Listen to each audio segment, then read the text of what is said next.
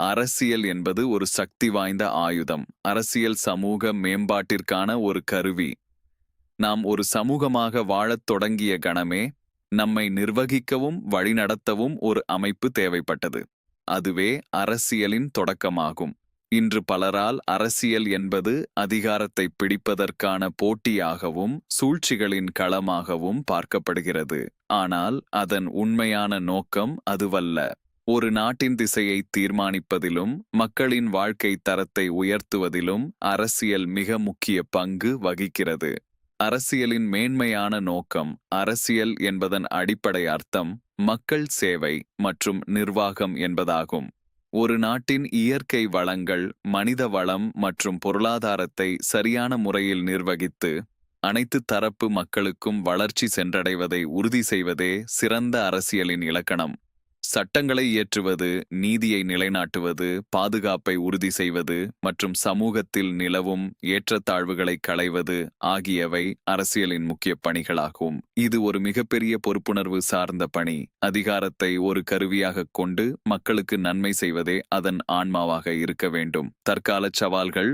இன்றைய சூழலில் அரசியல் என்றாலே பலருக்கும் ஒருவித கசப்புணர்வும் அவநம்பிக்கையும் ஏற்படுவது மறுக்க முடியாத உண்மை. இதற்கு முக்கிய காரணம் அரசியலில் மலிந்துவிட்ட ஊழல், சுயநலம் மற்றும் அதிகார துஷ்பிரயோகம் ஆகியவைதான். கொள்கைக்காகவும் மக்கள் நலனுக்காகவும் அரசியல் செய்த காலம் மாறி பதவிக்காகவும் பணத்திற்காகவும் அரசியல் செய்யப்படும் நிலை பல இடங்களில் உள்ளது. மக்களை ஜாதி, மதம், மொழி வாரியாக பிளவுபடுத்தி வாக்கு வங்கி அரசியல் செய்வது ஜனநாயகத்தின் ஆரோக்கியத்தை சீர்குலைக்கிறது. இது இளைஞர்களை அரசியலை விட்டு விலகி நிற்கச் செய்கிறது. குடிமக்களின் தவிர்க்க முடியாத பங்கு. ஒரு நாட்டின் அரசியல் தரம் என்பது அந்த நாட்டு மக்களின் தரத்தை பொறுத்தது. ஆரோக்கியமான அரசியலுக்கு நேர்மையான அரசியல்வாதிகள் மட்டும் போதாது, விழிப்புணர்வுள்ள குடிமக்களும் அவசியம். 5 வருடங்களுக்கு ஒருமுறை வாக்களிப்பதுடன் நம் கடமை முடிந்து விடுவதில்லை.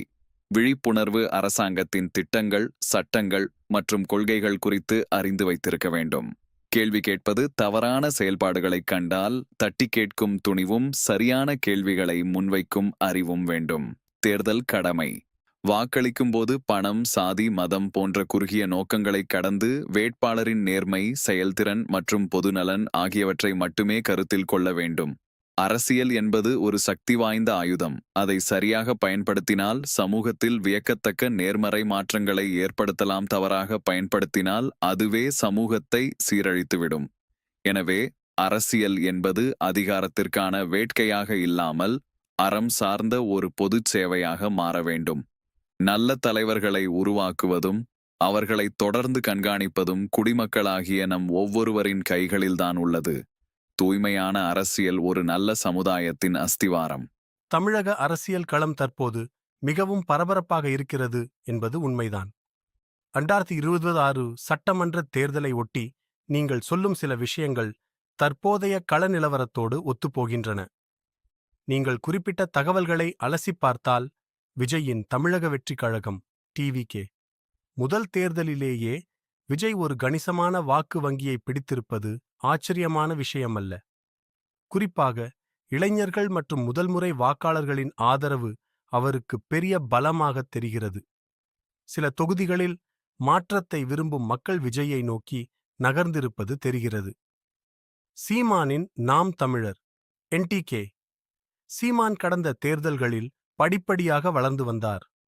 ஆனால் இம்முறை டிவிசியில் டிவிகே புதிய வருகையாலும் வாக்குகள் சிதறியதாலும் நாம் தமிழர் கட்சிக்கு எதிர்பார்த்த முடிவுகள் கிடைக்காமல் பின்னடைவை சந்தித்திருக்கலாம். ஆனாலும் அவர்கள் ஒரு குறிப்பிட்ட வாக்கு சதவீதத்தை எப்போதும் கையில் வைத்துள்ளனர்.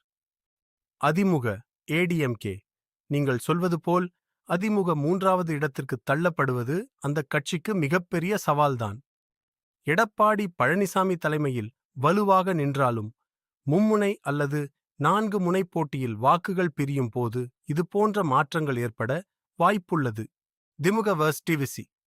விஜய் சொன்னது போலவே களம் இப்போது திமுக மற்றும் டிவிசிக்கு இடையிலான போட்டியாக மாறுகிறதா என்பது இன்னும் ஓரிரு நாட்களில் முழுமையான அதிகாரப்பூர்வ முடிவுகள் வரும்போது தெளிவாகத் தெரியும். நீங்கள் கணித்தது போலவே அரசியல் மாற்றங்கள் நிகழுமா அல்லது பெரிய கட்சிகள் மீண்டும் தங்கள் பலத்தை நிரூபிக்குமா என்பதை பொறுத்திருந்து பார்ப்போம்.